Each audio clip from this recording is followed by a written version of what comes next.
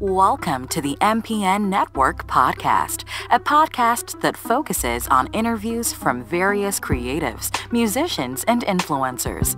We also share ideas and upcoming projects within the brand. Enjoy! What's happening? What's happening, my people? It's Mr. Al Pete with the MPN Network podcast. It's been a minute, my people. It's been a minute. It's probably been about well over a month that I haven't brought y'all anything that y'all should be paying attention to in regards to the media world and podcast and all that great stuff.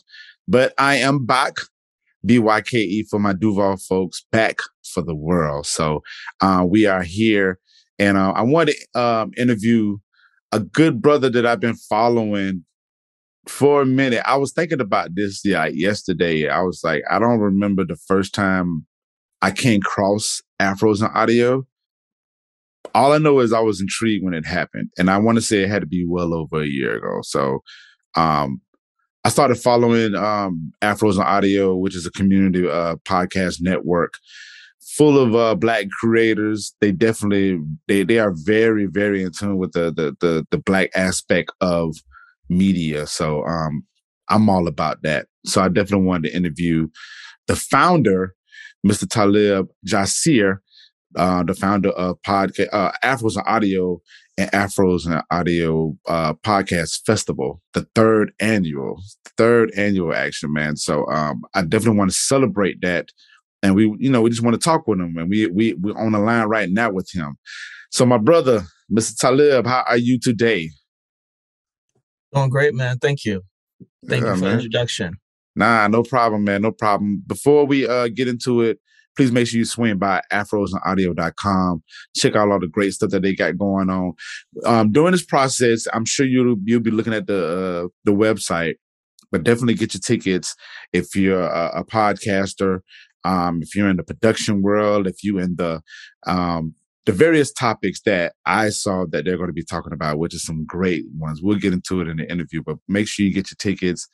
Go on there, follow Afros and Audio. They got some great stuff going on, and that's that. So, without further ado, let's start from the genesis of it. Like, let people know Afros and Audio. What is that about? I mean, I know what it's about, but I would like for you to let me know what you want the people to know about Afros and Audio. All right. Well, again, thank you for sharing that information. Afros on Audio started because I created an audio drama in 2017. And what I wanted to do was make more audio dramas, but I am keenly aware of the importance of community as a creative.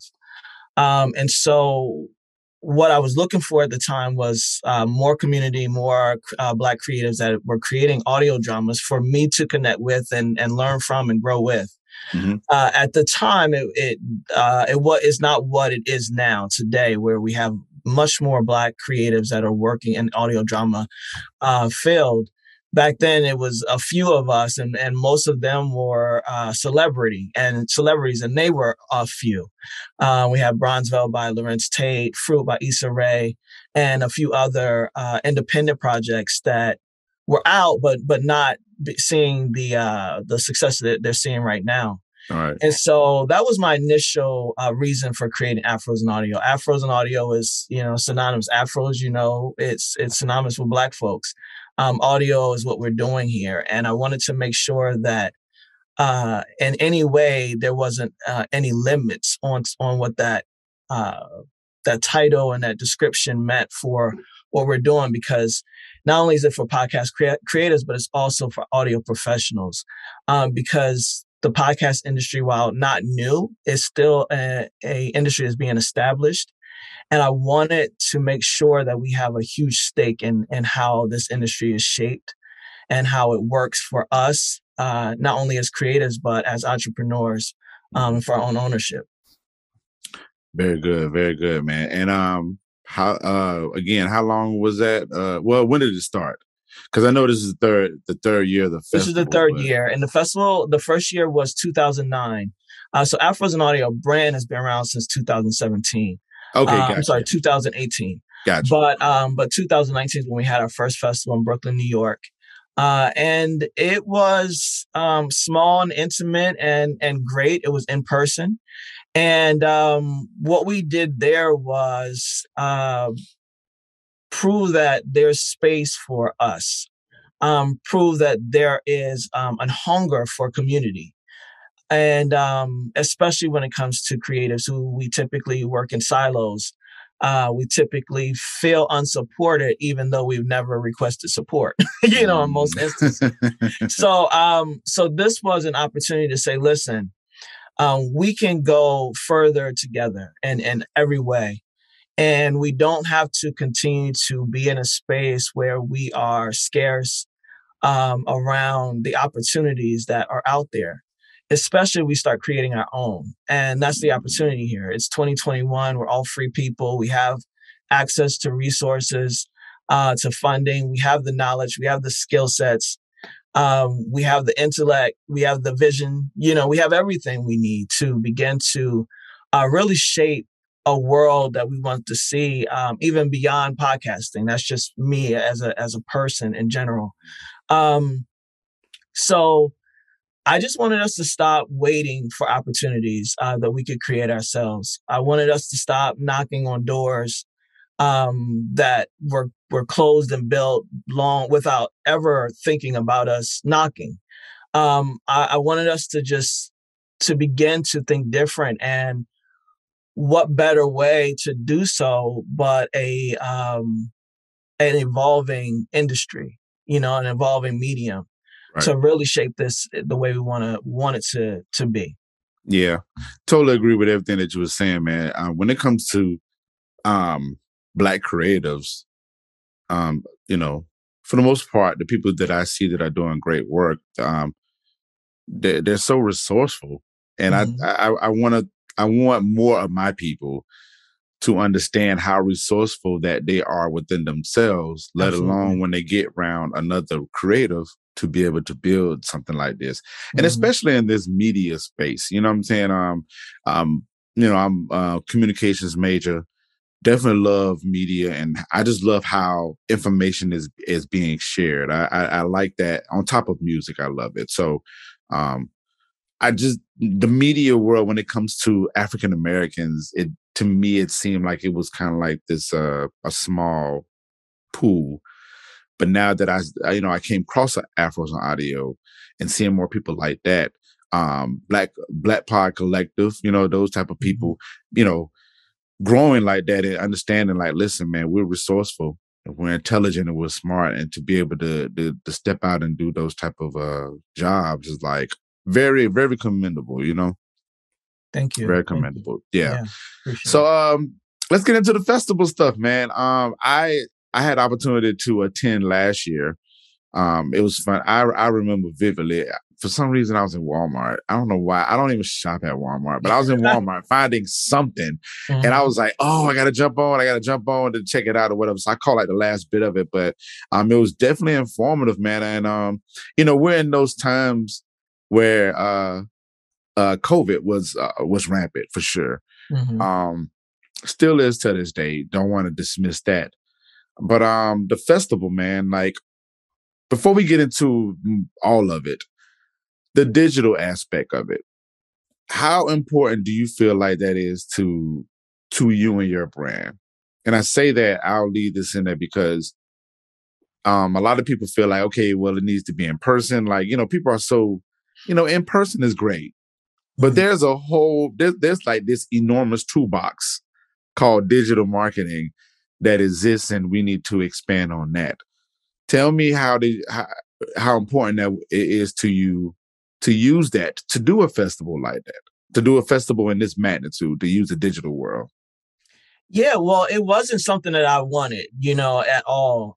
It was something that I had to come to grips with, that it was necessary, especially for 2020. Yeah. Because my goal was always to get people in the same room at the same time and have conversations, right? Look them in the eye. Make sure there was a day after the festival where folks continue to collaborate and communicate and become. We've folks have met friends there, you know what I mean? And people that they talk to this day. And they do that in the virtual space too, which is dope. But it was important because obviously pivoting is important, adapting and adjusting is again part of that resourcefulness that we know how to do. We just sometimes resist it. I was in resistant mode in the beginning for sure, but it's simply because I trust pretty much nothing when it comes to mass media and information. So I was just in a wait and see situation. But for me, like everything, it's a learning, right? I learned a lot by going into the virtual space. I learned that it's more accessible to folks who are deaf and visually impaired, and even mobily impaired, and those type of things. I learned that it gives opportunity for it to be global, when and international, when folks can't come from their perspective corners of the earth, I learned that it feels like a safe space for people who need that, and so when moving forward, this year again was important to keep folks safe, and also to explore more about this virtual world, because I feel like we had two inaugural festivals, one that was in person, and that was going to be what we did, and then the pivot to virtual became another almost inaugural experience, and so to do it again this year was important to, again, explore it more, because I'm a person who truly believes that you gain from experimenting and experiencing life in general. Right. And moving forward, although I really want to get back in person, it's going to be a hybrid situation. We even had that for the first festival. It was live streamed at the same time that it was in person. And so we want to do that moving forward. But this was just another year of not knowing what the heck is going on in the world, and wanted to make sure that we stay safe while sacrificing ourselves to go to other conferences in order to make the connections and continue to move this brand forward. Because the other piece was that, no surrender. So it's like we're not going to stop because of this. We want the community to know that we mean what we say. We're here. We're here for support, resources, and we're not going away because, there's a snowstorm. Yeah, for sure. Yeah. We definitely took that chance when we went to podcast movement. Yeah. But I know all of us came out. I watched your video when y'all did the recap. Yeah, I was talking about everything, what y'all took from it. And it was a ball of inspiration when I was watching it. Because it was just, even with myself, I felt like I was like, man, like it was COVID like crazy, but at the same time too, I did walk out with a full ball of inspiration. So, yeah, absolutely. Yeah, and definitely going in there for the mission to expand the brand. So yeah, and that's why I asked that question in regards to the digital aspect of it, and hopefully people are listening. And I want people to understand, like, the digital part is just as important as the in-person part. And I think one of those main factors is the fact that if I can't come to you, you know what I'm saying, I'm able to be online and it still be interactive, and I'm still be able to get that knowledge and the understanding. And it just makes for better when I'm able to get to in person. So yeah, absolutely. Yeah. So I was looking through this schedule, man. It's a lot of sessions on here that's I want to be on all of them. I want to watch all of them. But I wrote down a couple of them that I was like, wow, okay. So I have the art of interviews, using SEO to scale and grow your podcast. That when I saw that, I was like, yes, I need to be there. Yeah, absolutely. Me too. Be real black for me. I'm gonna say it again. Be real black for me. I didn't even read the description, but that title, I was like, yeah. And then the Black Listener Report. I was like, and these are just 4 that I'm mentioning, people. Like, there's a whole list of, we have 2 days full of it, starting from 10 a.m. and ending at 5, correct? Yes. Yeah. So, how did, this might be a question that is already answered, But how did you decide on what was important to focus on, like topic wise? Like Yeah. what was your thought process? And I know you got a team. Shouts out to Latrice and everybody else. But like how did that happen? Like what came around to say, you know what, we need to talk about this, we need to talk about that. There's a health session on there as well. I mean, like mental health. There's a lot of stuff on it. So yeah, explain that process. Yeah, so the process is really wanting to curate an experience that not only encourages folks to get into this market, to this industry, and stay, but also to get the information that is often lacking, right? Now, all of us have access to Google. That's a thing. But one thing that we've learned historically is that there are programs and opportunities out there, but the dissemination of that information doesn't really get to us often. And then on top of us being creatives and being multifaceted, multi-talented folks who are looking to increase their income streams, do whatever, just be a part of this economy and a part of this this best life movement, right? There's information that we need to know. And I'm very aware that there's a lot of things that are available that we just have no idea about, whether it's, again, because we're not picking our head up long enough to look around and see it, or we're not being told intentionally and deliberately, right? Right. And so either way, it goes down. I want to make sure that our conference provides as much information that is relevant for right now, here and now, so that once it's over, once the festival is over and you got all this shared insight, experience, and information, the next place is up to you to now do something with it. But with that being said, the community is and will be here for that, to break it down even further, to facilitate those connections and those opportunities that are out there for us. So it's really about curating the information that is needed, period, right? In order, because all of us want to level up. But in order to level up, we got to level up. That's how you do it, Yeah. And without knowing how to do that, which is a lot of what we've come across throughout history, without knowing how to do it, we spin our wheels for longer than we need to, when we could just be out the gate already.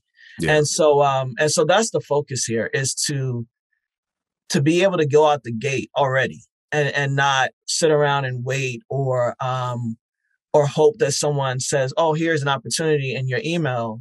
No, we're going to not only be able to find the opportunity because they're right here in your face, but also have the wherewithal and the knowledge to create what needs to be created for ourselves.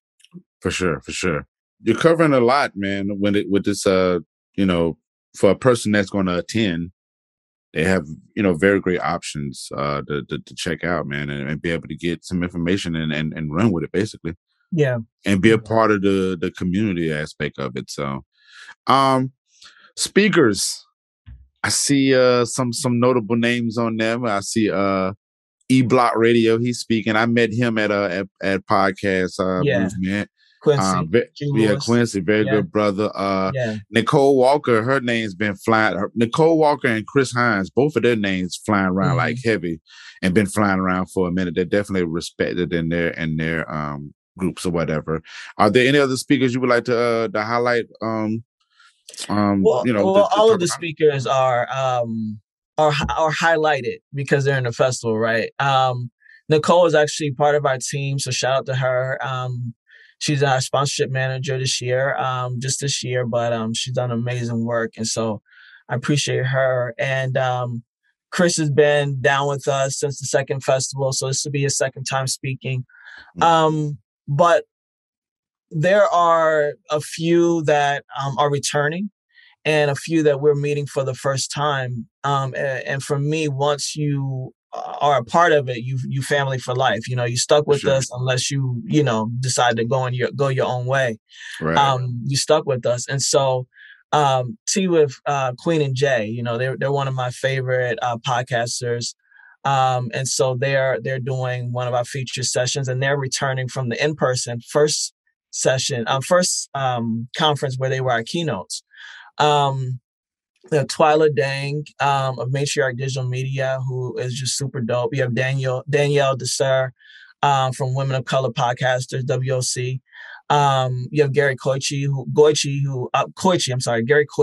is the founder and CEO of Pod Digital Media, who will all be on the State of Black podcast session, which is how we end the festival every year with a State of Black podcast message. And so there's so many, I can't really, name them all, but we definitely have a lot of just innovative and progressive minds, and they exist. And what you don't realize from going to other conferences is that they exist in a great volume, Right. They're there. We're here. And so instead of us being relegated to these diversity and inclusion conversations that we've been having since the beginning of corporations and industries, let's shift that conversation, because I know what's going on. And at this point, y'all know what's going on. So why are we still commiserating about it versus bringing the information that will help us to circumvent and cut through all of the gates, and bust down all the doors, and create any table that's necessary and needed. Right. I guess this might be a sideway question or what about that. What you speaking about diversity and industries and corporations and stuff like that. Do you feel like the other festivals that's going on are for lack of a better phrase, giving us an opportunity for us to be able to highlight ourselves in regards to Blacks? You know what I'm saying? Like when it comes to that Black sector, do you feel like festivals are giving that opportunity to us? Or I mean, I think so in certain ways. I mean, this is my first actual conference because I'm a person who doesn't care, if they are or if they aren't,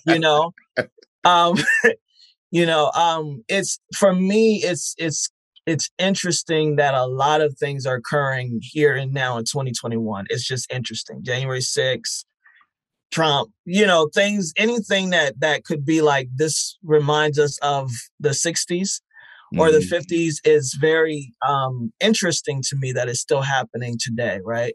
Yeah. And so similarly to that is that conferences and companies and that sort of thing are still having conversations about how to include versus just providing space, because we know how to do it, and we could tell you how to do it if you'd like, right? But waiting and hoping and wondering if they're going to do it, or if they're going to create a space for us at their conference that's not up the stairs and around the corner and then around another corner, in order for folks to find us, is something that obviously we want to shift. But for me, it's not imperative that they shift, because what's happening is that we're evolving, as creatives, as thinkers, as innovators, and understanding that you can do it or you can't do it. But this train has left the station, right? We're going to create what we need. Right. We're going to have what we deserve to have, with or without you. Yeah. And so that's the reason for Afros and audio in general, is that I very rarely put my mind on what anyone else is doing, because I don't care. I'm focused up. I'm focused up on our community and what we're doing, and whether they do or don't is only going to impact their bottom line later on, especially when it comes to Black creatives. So they can get with it or not, but we gonna stay with it. Yeah. And I mean, I can speak for myself. I'm sure I'm probably speaking for a few other folks. But I mean, I definitely appreciate people like you, being having that bravery to give a safe space. You know what I'm saying? I think one of the sessions that you have on there is called don't quote me, but it was like make friends, not fans, or something like that. Or you know what I'm saying? So when I read that too, I'm thinking like, okay, this is community driven. You know what I'm saying? Like this is community based, and for Afros and Audio to be able to provide that space, you know what I'm saying, for other people as well as yourself, it's a remarkable thing. And it's good that we're having this conversation and knowing that somebody feels the same way that I do when it comes to certain things in regards to the politics or all that other stuff. It's like, okay, cool. That's cool. Like y'all develop this world or this like group to figure out like how to include us when it's really kind of like it's not rocket science. You know what I'm saying? At all. At all. At all. And it's like, all right, cool. So if that's the case, and that's been my mantra too. Even when before we started recording, I was talking about the personal goals that I was working on. I mean, part of that, it was me understanding like I have this ability to step forward and be able to give a space for my community without having to worry about or waiting on someone or somebody else. And at the same time too, a lot of stories and a lot of things that a lot of entertainment or whatever you want to call it, informative news, talk show, whatever. Some of these things need to be taught, need to come through us. And that needs to be more prevalent than, you know what I'm saying, than us waiting for somebody else to come and be like, hey, we're going to give y'all a spot at the festival. We might as well just make the festival. Like, absolutely. Yeah. Absolutely. So. We know what we need.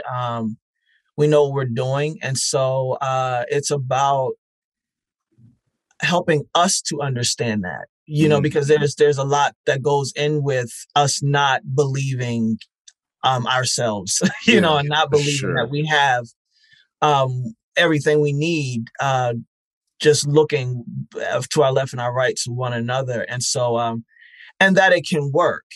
Right. And so what I'm creating is for myself personally is a culture, a culture of support and resources, even beyond the community, because community has been thrown around a lot, when it comes to what people are creating. And some folks like to have community to have access to it, versus a community that has access to one another. And so I really want to create a culture that says you're included, you're safe. Any bright idea that you have is welcome here. And how can we support as a brand, as a community, as a culture to help see that vision further? Because it's truly up to us to make it happen. And the more we stay on the sidelines, waiting to be convinced, the longer they continue to have access in spaces that can have the feel of poaching versus the feel of trueness and authenticity. And again, without concerning ourselves with that, where it's 2021, it's possible, it's possible. And so when you learn from these industries or these conglomerates that they're willing to lower a barrier for access that they created, which means if you create a thing, you can dismantle a thing. Then you stop worrying or wondering about how they're going to figure themselves out, and you start figuring yourself out. Yeah. Wise words, sir. Let's get into a couple. Just a few other questions before we get up out of here because I want to hold your time up. At the party, I I'm looking forward to that, man. Like I was like, oh, like when you added that on, I was like, wow, okay, cool. We doing the after party at this thing. All right, cool. Yeah. What are we looking forward to on that? Like, I mean, of course, I feel like when it comes to after parties, when it comes to these type of festivals and type of events, it's, you know what I'm saying, it's a celebration of conquering, conquering something that you had the belief of doing. So what can we look forward to when it comes to this after party? Well, I think it's just gonna be some dope music, and you mentioned earlier, music. You know that music makes me lose control. I love music, right? It's my favorite thing. Yeah. So I really wanted to incorporate something here this year. We didn't do an after party last year. Again, inaugural mindset, like what the hell am I supposed to do in this virtual space? So we Right. moved past that, and this year we're offering our first year. We had it at Basquiat's Bottle in Brooklyn, New York, which is a Black-owned bar and restaurant. And so it's really about curating Black spaces, and making sure that we are enjoying ourselves, because that's what it's about too. Black people like to enjoy ourselves. We like to have fun. We like to commune. And it also fortifies for us that these are my people. I'm where I want to be, and I'm where I need to be right in this moment. And so DJ Nostalgic, who it also goes by the name of TT, is a podcaster. So again, this whole festival is for and by Black podcast creators and audio professionals. And TT is a podcaster who came to our first event as an attendee, spoke at our second event, speaking at this event, and now she's our DJ. And she's got a lot of dope beats already. I have a link up there somewhere where DJ Nostalgic beats are there, and she's super dope. And it's just about Latrice is going to MC, and if you've ever experienced Latrice, she's super fun, and that New Orleans accent just flies out at all times. So we just want to extend the opportunity to stay in community and to really fortify the fact that we're here. We're here. We can do this together. We can have fun while we're doing it, but we can also find power in one another. Because I'm just a person that believes in people power. We as individuals are powerful. We as a collective are that much more powerful, and it's time that we demand space. Period. And so that's what it's all about. The whole experience, in its fullness, is about recognizing how powerful we are as people, and how we can move the world. If we say so. Indeed, man. I love it. Like the whole festival, man, is definitely a roundabout action. That's why I asked the questions about the after party, because it comes in full circle. You know what I'm saying? It's informative. I'm sure you're gonna find some entertainment, some fun. But at the same time, too, is definitely a fellowship that follows that. So it's definitely a full circle, and it's definitely a thought out, brother. And I'm sending you all the blessings on the third year. Congratulations. Thank now you. And in advance. And I'm just looking forward to really getting more involved, man. I mean, I'm doing my homework and just really like trying to support the cause, but I definitely want to be a part of this growth, you know what I'm saying? And just really support it as much as possible and get the people down here in the South to understand what's going on, man. So it can be a really, really full blessing to you. So I appreciate that, man. Nah, no problem, man. So last thing before we get up out of here, first, real quick to my people, on Tuesdays and Thursdays, 5 p.m. On Clubhouse. Afros Audio do their do different sessions. I'm going to be checking in today because y'all doing the countdown to the festival. So definitely want to jump back on. I ain't been on social media, like I said, in about a month, man. So I'm kind of shell shocked a little bit, but Clubhouse I can kind of ease in there because it's more informative on there. But definitely on Tuesdays and Thursdays, please go check them out. Definitely go to Instagram and follow them on their Instagram pages, all the other great stuff. So last question before we get up out of here. I know you're involved in podcasting and all that stuff, and I can kind of, I would think, I know me, I found a balance of being in the business aspect, because during the day I'm editing podcasts all day. Shouts out to Resonate Recordings, who I work for. But I am a podcaster and I like to listen to it. So we want to know, what podcasts are you listening to, or any podcasts that you would recommend to us to check out? Oh, wow. There's a lot. And I'm like, gosh, I need mine. Cause there's a lot that I continue to add. Obviously, just speaking again from how it all started and began, is that I'm an audio drama lover. Yeah. And so there are quite a few of those that I just love to listen to. And speaking of that, there's a full directory called Black Audio Dramas Exist, that has a full directory of audio dramas made by Black creatives. So I'm in that directory quite a bit. But as I mentioned, I love Tea with Queen and Jay. There's so much. I love Q Lewis's podcast. Shannon Kaysen, who's a storyteller. I love his work. So I just like to listen to a lot of things that I can that are aligned. That just are aligned. Whether it's creatively and or the revolutionary mindset that I have, and wanting to change and disrupt. Because that's what it's all about. It's just making sure that we shape a world that we want to exist in, moving forward. Understanding where our limits are, and that's in society and the way in which things go. We can do little with that.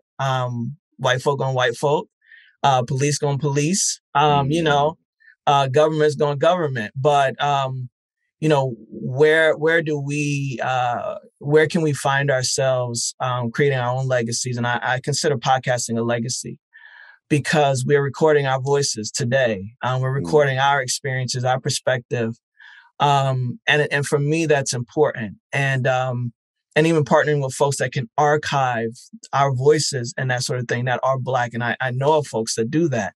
Man. Because this is us creating and laying down recording history. And I really need folks to understand the importance of that. Us telling our own narratives now and in the future. So that's what I like to listen to. Folks who are laying down record, that we're here, and nothing's stopping that, Listen, that word archive, man.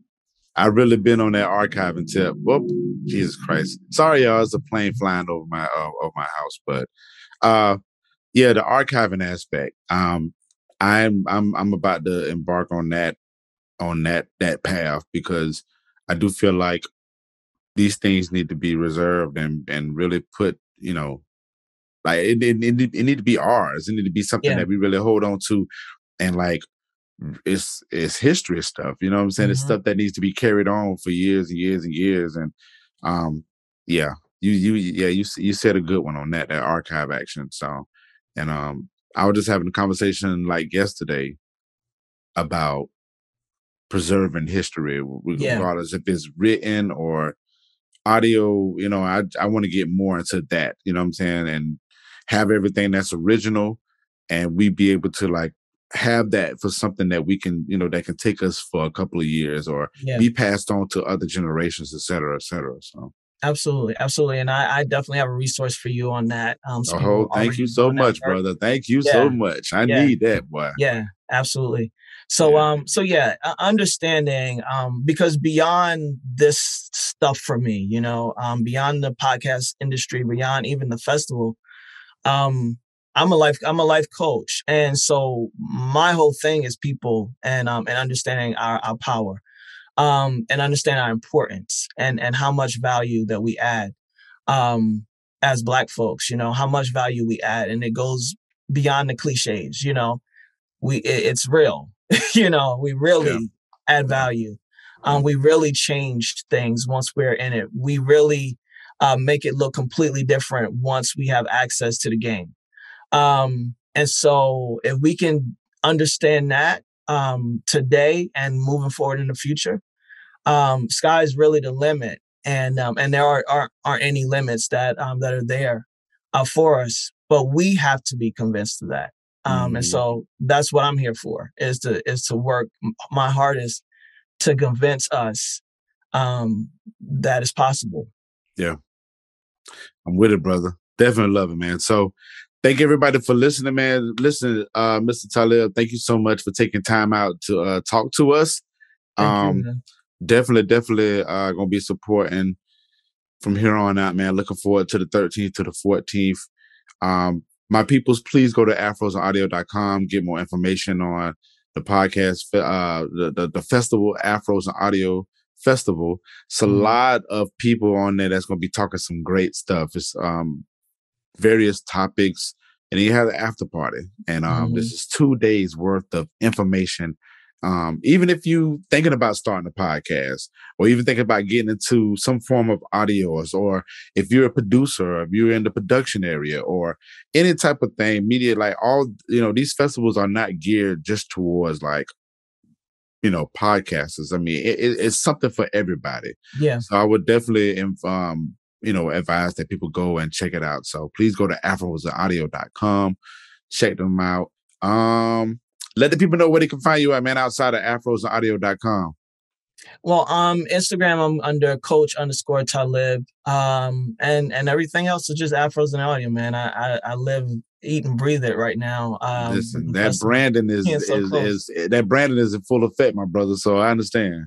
Yeah, absolutely, bro. So I appreciate that. And yeah, we everywhere. We just really trying to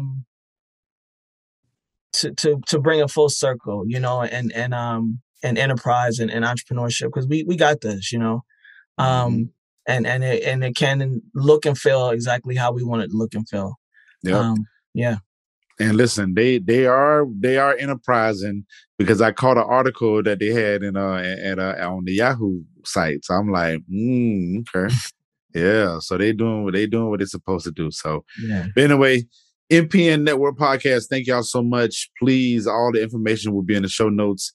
Catch us out later, man. You'll be hearing more information about this festival, because I'm going to be posting it on the MPN website and on the MPN Instagram page. So please just stay tuned, locked in, all that great stuff. And to everybody in the world, be good to the top.